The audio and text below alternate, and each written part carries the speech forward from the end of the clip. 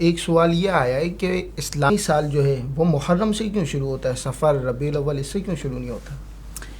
اسلامی سال جسے ہجری سال ہم کہتے ہیں، اصل یہی ہے کہ رسول اللہ صلی اللہ علیہ وسلم جب ہجرت کر کے مدینہ شریف تشریف لائے تھے تو اب اس کو ہجرت کا سال کہنا شروع ہوئے. ہجرت کا پہلا سال، ہجرت کا دوسرا سال، ہجرت کا تیسرا سال، اس طرح اس کو یاد رکھتے تھے. پھر جس سال میں کوئی بڑا واقعہ ہوتا تھا لوگ اس کے اعتبار سے اس کو یاد رکھتے تھے. یعنی جنگ بدر ہوئی، جنگ احد کا معاملہ ہوا تو لوگ یہ کہتے تھے بدر والے سال، احد والے سال، اور اس طرح سے یاد رکھا جاتا تھا. پھر رسول اللہ صلی اللہ علیہ وسلم نے دنیا سے ظاہری پردہ فرما لیا تو اس طرح ہجرت کے سال تو شمار کرتے رہے، گنتی میں یہ تو آتے رہے. ہاں، پھر صحابہ کرام علیہ مردوان کا آگے جو دور ہوا، بالخصوص حضرت عمر رضی اللہ تعالیٰ عنہ،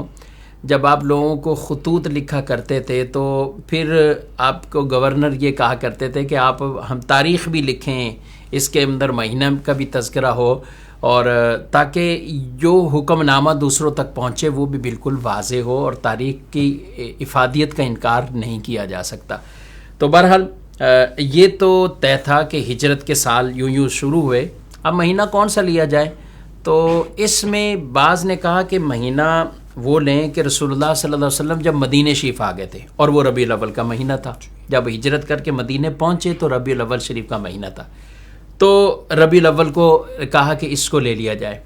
اور اس پر بھی صحابہ کرام علیہ مردوان کی مشاورت ہوئی، بالخصوص سیدنا علی رضی اللہ تعالیٰ عنہ، وہ بھی اس مشاورت میں، حضرت عمر رضی اللہ عنہ نے خود ان سے بھی مشاورت فرمائی، حضرت عثمان غنی رضی اللہ تعالیٰ عنہ جو پہلے ہی فرمایا کرتے تھے، اور مشورہ یہ بھی وہ بھی یہ دیا کرتے تھے کہ اپنے سال کو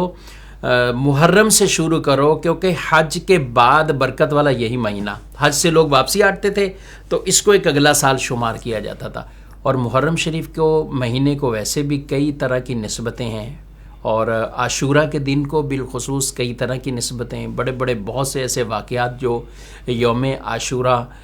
میں ہوئے ہیں. اور پھر امام حسین رضی اللہ تعالیٰ عنہ کی یہ عظیم شہادت والا واقعہ وہ بھی اس مہینے میں اور عاشورہ کے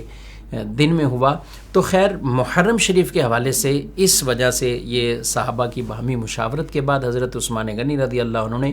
جو کہا کہ حج کے بعد یہ پہلا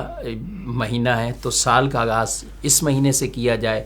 ایک تو یہ بھی بیان کی گئی تو رسول اللہ صلی اللہ علیہ وسلم ہجرت کر کے ربیع الاول میں تو آپ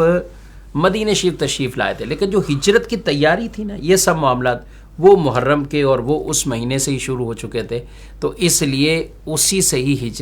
ہجری سال کا آغاز وہ کہا گیا ہے.